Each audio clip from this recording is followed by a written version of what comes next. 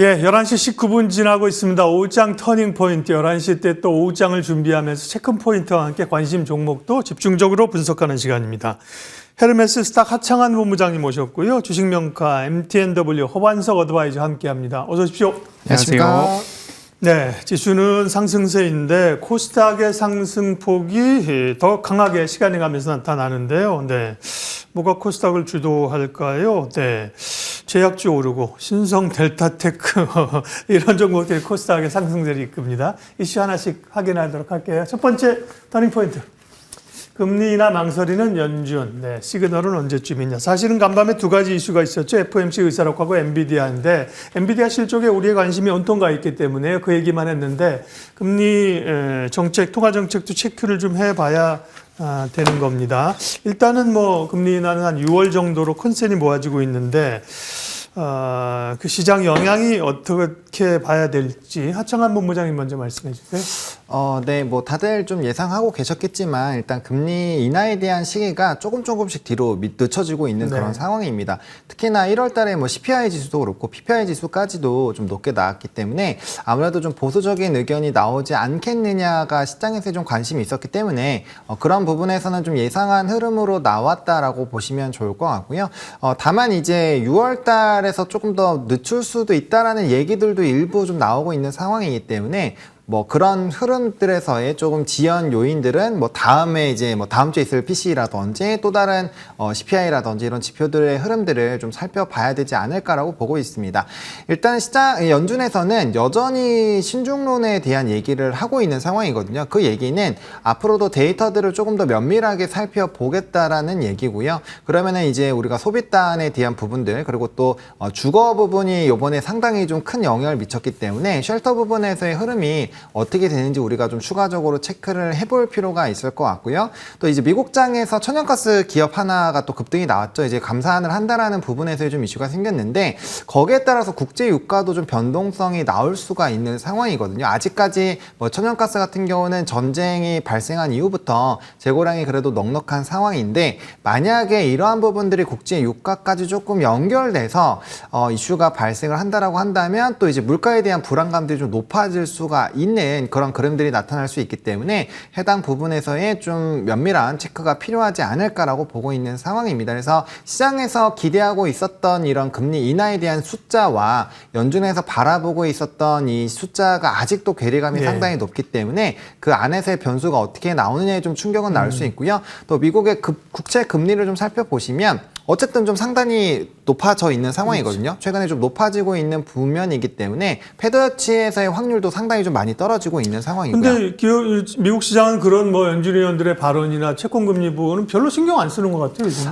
네, 말씀 주신 것처럼 아무래도 엔비디아가 결국에 가지고 있는 이 기대감들 그리고 미국 증시를 결국엔 AI 반도체가 끌고 나가고 있었던 상황이기 때문에 그 부분에서 좀 집중이 되고 있었다라고 보시면 좋을 것 같고 오늘 본장까지 지나고 다음 주 넘어가면서 PC가 또 기다려지고 있다라고 했을 때부터는 또 일부 소강 상태로 들어가면서 또 눈치 보기 장세가 이어질 수 있기 때문에 그 흐름 자체를 조금은 한 두서세 알 정도는 좀 지겨우시겠지만 조금 더 체크를 해볼 수밖에 없는 환경까지 왔다라고 이해를 해보시면 좋을 것 같습니다. 말씀하신 것처럼 금리 정책보다는 이제 기술주의 실적이 시장을 압도하고 있는 건데 엔비디아 실적을 발표를 해서 거의 실적이 이제 마무리된 거잖아요, 그죠? 그렇죠. 그러면 시장의 관심들은 다시 매크로 쪽으로 갈 수도 있다라는 거고요. 네. 허반석 의원님은 어떻게 보세요? 이제 금리, 이제 아까 참 금리 예측하는 패드워치 표 보여주신 거 한 번만 보여주세요.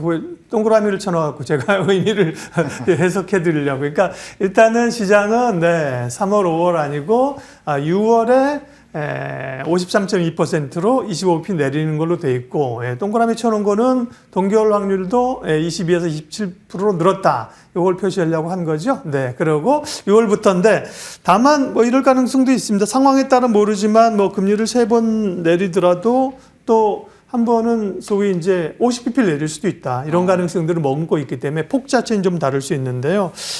이게 이제 외국인들 수급이나 국내 증시의 영향력은 앞으로 금리 문제는 어떻게 영향을 미칠까요, 허 의원님?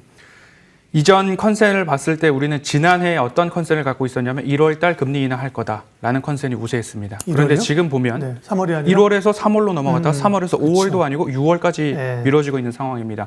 여기에서 제가 공통된 모습들을 어떻게 말씀을 드리냐면 2000년 닷컴 버블 당시에도 금리 동결 구간에는 주가 지수의 상승 여력이 그래도 유지가 되는 흐름들이 나왔습니다. 이 모습이 2008-2009 금융 위기 때에도 금리를 동결하는 구간에는 주가 지수가 무너지지 않았던 역사가 있고요. 2020년 코로나 팬데믹 짧지만 금리 동결 구간에 주가 지수 무너지지 않았던 경험이 있습니다. 그럼 2022년부터 시작된 금리 인상 기조가 이제 막바지에 다다랐는데 아직까지 금리 동결에 대한 모습들이 조금 더 유지가 되고 있기 때문에 시장에서 이것을 버블이라고 한다면 버블이라고 표현할 수 있겠지만 주가 지수는 첫 금리 인하 직전까지는 그래도 유지가 될 가능성이 통계적으로 역사적으로 조금은 높더라라는 부분을 하나 챙겨가시면 좋을 것 같고요.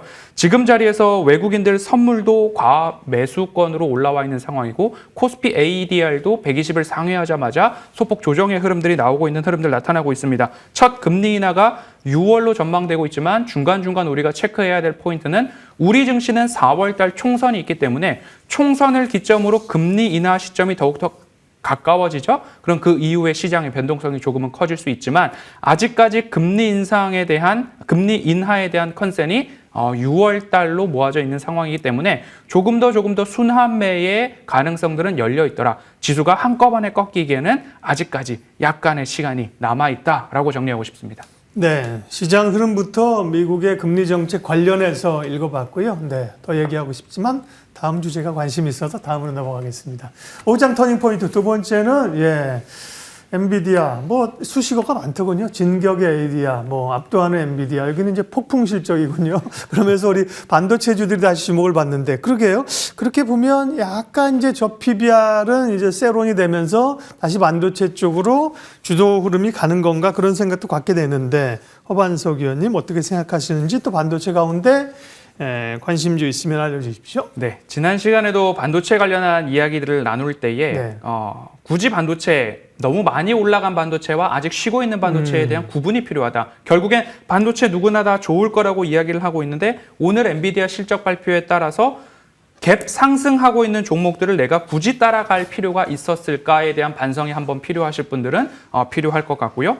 그렇기 때문에 반도체가 좋기는 좋은데 실적에 대한 이슈를 미리 선반영해서 추세 되돌림 자리까지 나와 있는 종목들은 오늘도 마찬가지로 갭 상승 출발 이후에 윗꼬리 달고 내려오는 종목들이 있습니다. 하지만 이제 실적 시즌 마무리 국면인데 실적이 좋았습니다. 그런데도 아직 시세 분출이 나오지 않은 종목들을 외국인들이 혹여나 차곡차곡 모아가고 있는 종목들이 있다라고 한다면 그런 종목들이 앞으로 순환매 장세 속에서 추가 시세가 나올 만한 종목이다라는 기준을 조금 명확하게 해놓으시고 반도체 대응이 필요하지 않은가 이렇게 말씀을 드리고 싶습니다.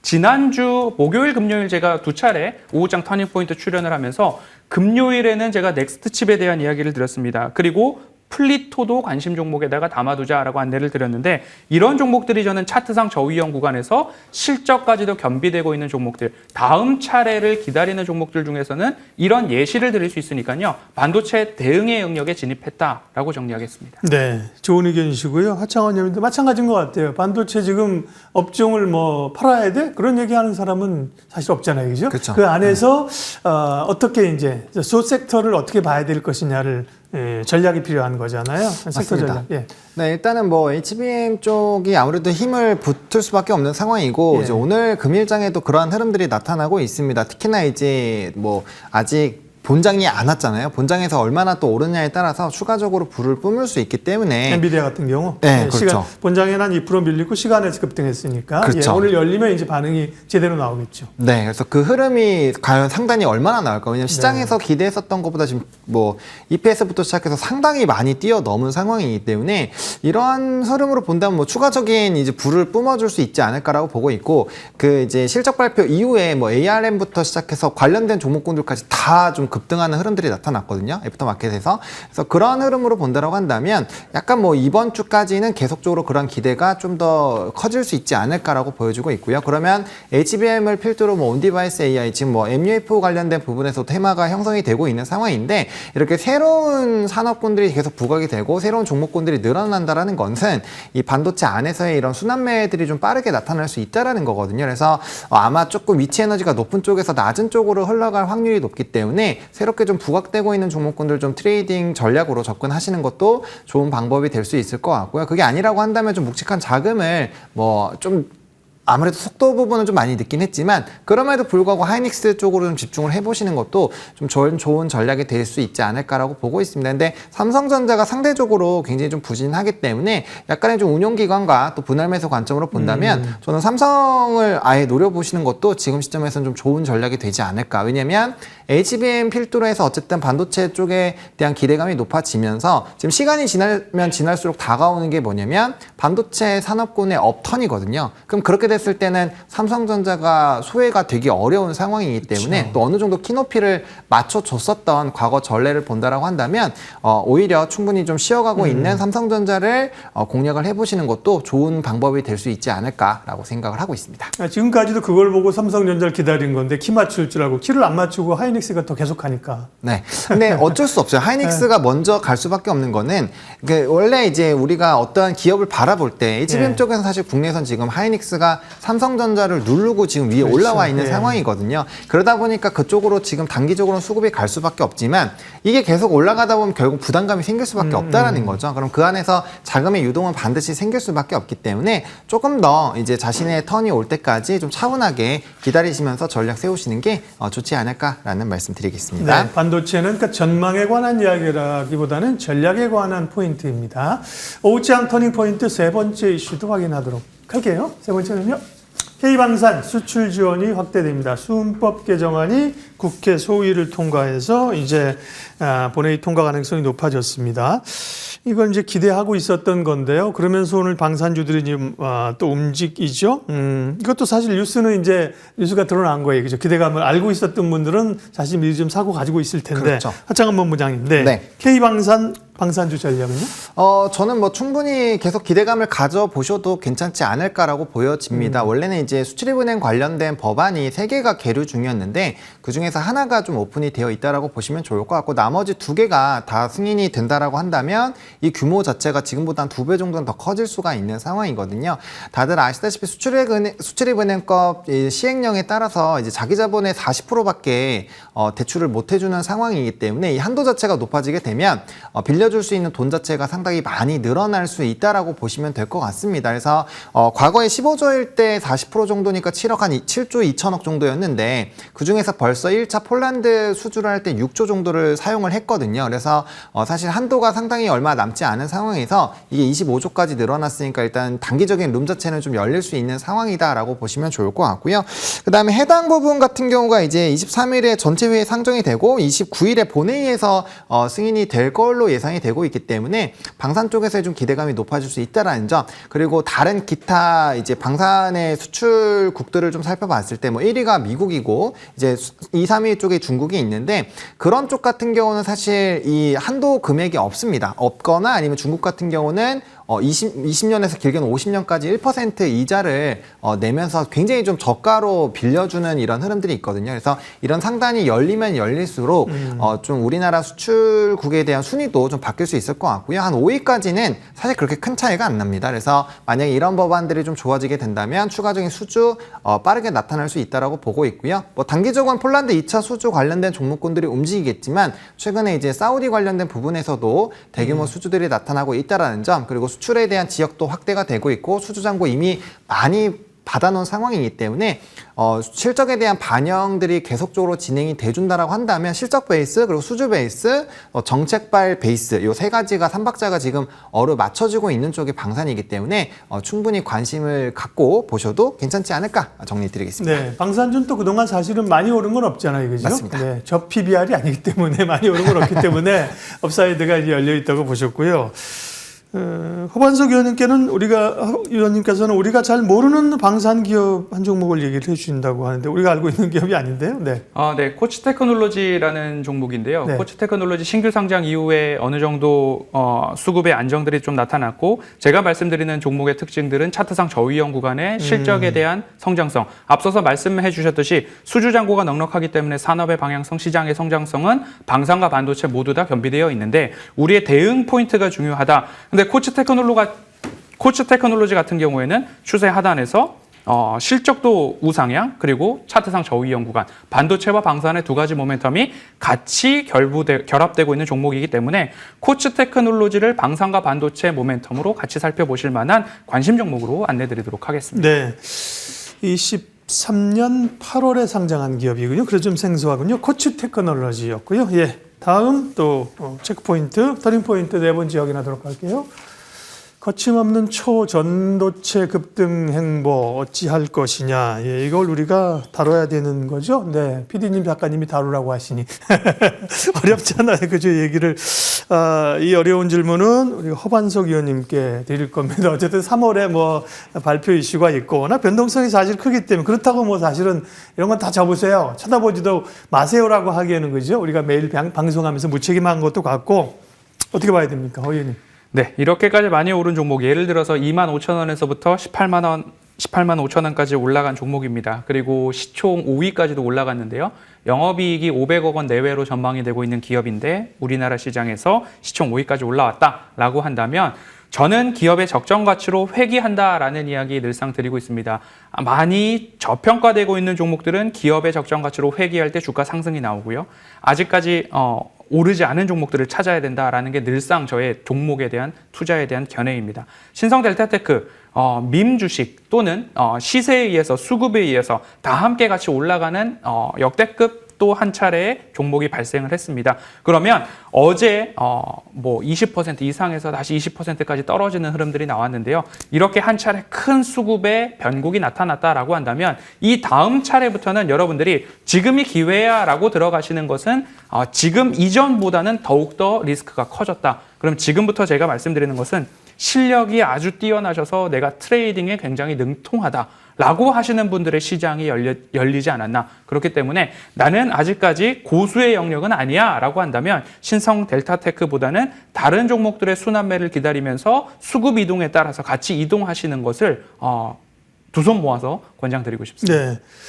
하창원 본부장님, 아센디오는 뭔데 관련해서 오늘 또 오르는 거예요? 한 30초 1분만 얘기해 주세요. 네, 뭐 일단 시간에부터 상한가 기록을 했었는데요. 이제 사업권에 원래 엔터 쪽 사업을 영위하고 있는 회사인데 초전도체를 이제 신규 사업으로 영위하겠다라고 발표를 하면서 시간에부터 급등이 나왔고요. 그러다 보니까 사실 뭐 신성 델타테크 같은 경우는 전거래일 굉장히 좀 큰 조정이 나왔잖아요. 근데 시간에서부터 좀 같이 수급이 받쳐졌고요. 좀 이슈가 만들어지다 보니까 다시 한번 좀 수급에 불을 뿜고 있다라고 이해를 해보시면 좋을 것 같습니다. 네. 초전도체 얘기는 여기까지 하도록 하겠습니다. 역시 대응의 영역입니다. 마지막으로 오후장 공략해 볼 만한 관심주. 두 분이 말씀하셨던 이전의 종목 기업들이 아주 상승률이 워낙 좋습니다. 잘 갑니다. 허반석 의원님, DI동일, 인성정보, 상승률이 굉장히 좋고요. 잠깐 리뷰하고 오늘 관심주까지 말씀해 주세요. 네, DI동일은 제가 23년도에도 같이 트레이딩을 이어왔던 종목입니다. 화면 차트가 보인다면 차트 흐름들 좀 살펴보고 싶은데요. 차트상 저위험 구간에서 매 방송마다 여러분들 매수하셔도 괜찮을 만한 자리에서 안내를 드렸고 2월 1일 DI동일 말씀을 드렸습니다. 25,000원 내외에서 안내를 드렸고 지금 33,000원까지도 고가 갱신하는 흐름들 나왔습니다. 결국엔 주총에서 소액주주연대에서 주주 제한이 나오게 된다면 25% 이상의 자사주가 있습니다. 그 자사주에 대한 소각 여부가 결정이 된다면 여기서 추가 상승이 나올지 아니면 차트상 되돌림 자리이기 때문에 수익 실현, 차익 실현의 매물의 흐름들이 나올지 판가름이 날 것 같으니까요. 안전한 가격에 매수하신 분들은 주주총회 결과까지도 확인해 볼 만하다라는 이야기 드리고 싶고요. 파인엠텍이나 인성정보 같은 경우에는 대응의 영역으로 이제 진입했기 때문에 수익 실현 잘 하셨으리라 생각하도록 하겠습니다. 오늘 말씀드릴 종목은 루닛입니다. 루닛 같은 경우에는 이제 3월달, 4월달이 제약바이오 쪽들의 제약지수가 올라가는 흐름이기도 합니다. 왜냐하면 미국의 암 학회 같은 것들이 열리기 때문에 이제 제약바이오 쪽으로 관심을 가질 때가 됐다. 하지만 말씀드리는 차트상 저위험 구간에서 반등하는 종목들이 어디 있는가? 루닛이나 뷰노, JLK, 신테카바이오 같은 종목들 같은 경우에는 AI와 함께 의료 AI로 우리가 분류를 하고서 대응을 한 적이 있습니다. 다시 한번 추세 하단까지 내려왔다면 이 기업의 펀더멘털이 훼손이 없다면 주가 반등의 흐름들이 이제 올라갈 때가 되었다. 그럼 루닛도 우리가 관심을 갖고서 바라볼 때다라고 말씀드리고 싶고요. 미국 시장 진출했기 때문에 기존 엑스레이 보유량이 굉장히 많은 기업입니다. 볼파라 헬스테크놀로지를 인수했는데 이 방대한 양의 엑스레이를 AI에 학습시켰을 때 정확도가 더 올라갈 수 있고 미국 시장 진출에 대해서 용이하다라는 부분 참고하시면 될 것 같습니다. 매수가는 67,000원과 가장 가까운 자리에서 매수하시면 좋을 것 같고요. 목표가는 8만 원, 손절가 6만 원 안내드리도록 하겠습니다. 네, 루닛을 관심주로 얘기해 주셨고요. 네, 공개방송 소개도 하고 가시면 네. 공개방송 파이엠텍, 인성정보, 넥스트칩, DI동일 어떻게 이런 종목들 선정할 수 있을까? 차트상 저위험 구간 잡아내는 방법 궁금하시다면요. 방송 직후 공개방송 참여하시면 좋겠습니다. 네, 하창한 본부장님은 PHA가 상승률을 잘 보이고 있고요. PHA 맞죠? 네, 맞습니다. 비싼 이름이 많아. PHC도 있고 PHA도 있고 PHA입니다. PHA하고 예, 오늘 관심주까지 리뷰 그다음에 관심주 말씀해 주세요. 네, 일단은 뭐 PHA 같은 경우는 여전히 뭐 PBR 관련된 정책 이후에 한 번 더 불을 뿜을 수 있기 때문에 종목이 PHA가 아니고요. PHA예요. 네, PHA. HA. 예. 네. 그래서 그렇게 보시면 될 것 같고요. 그다음에 오늘 좀 말씀드릴 종목은 LIG 넥스원입니다. 이제 오늘 뭐 현대로템이라든지 폴란드발 방산 좀 모멘텀이 강한 쪽이 좀 불을 뿜고 있는데요. 이 회사 같은 경우는 이미 수주를 상당히 좀 많이 받아놓은 상황이고 그 수출입은행법에 대한 흐름이 아니더라도 사실 사우디 지역에서의 최근에 4조 단위의 좀 수주를 받았죠. 그리고 추가적으로 6조 이상의 수주가 기대가 되고 있기 때문에 그렇게 본다라고 한다면 작년 3분기 부분에서의 수주 잔고 플러스 이번에 수주 받은 거와 받을 거를 좀 계산을 해보면 거의 한 30조에 육박하는 수주 잔고가 마련이 됩니다. 근데 아직까지 현재 이 종목의 시가총액이 2조 정도밖에 되지 않기 때문에 앞으로 수주나 이런 매출액 단위에서의 좀 기대감은 상당히 좀 높아질 수 있겠다라고 보시면 좋을 것 같고요. 4분기 실적도 상당히 좀 잘 나왔던 부분들이 있기 때문에 실적 베이스로도 충분히 보실 수가 있고요. 또 한번 이제 고스로보틱스 인수 관련된 부분으로 좀 주가의 상승력이 나왔기 때문에 향후 뭐 군용이라든지 로봇 관련된 모멘텀도 충분히 좀 부각이 될 수 있는 그런 종목이다라고 보시면 좋을 것 같습니다. 다른 방산, 다른 방산업체들이 상당히 좀 불을 뿜어줄 때 관련된 방산 모멘텀이 반영이 안 되다가 최근에 이제 반영이 되고 있는 상황이고 이전 직전 고점을 또 뚫어주는 흐름들이 오늘 나타났거든요. 그렇기 때문에 약간의 물량 소화를 하는 과정들이 나타나긴 하겠지만 뭐 추가적인 상승 여력들 충분히 좀 나타나지 않을까라고 말씀을 좀 드려보면서 일단 1차적으로 15만 원 보고 있는데 추가적으로 뚫어준다라고 한다면 17만 원까지 2차 목표가 세워보시면 좋을 것 같고요. 손절 라인은 11만 원 좀 말씀을 드리도록 하겠습니다. 네, 방산주 LIG 넥스원 관심주로 얘기해 주셨습니다. 오장 터닝포인트 헤르메스 스탁 하청한 본부장 MTNW 허반석 어드바이저 두 분 함께 했습니다. 고맙습니다. 감사합니다.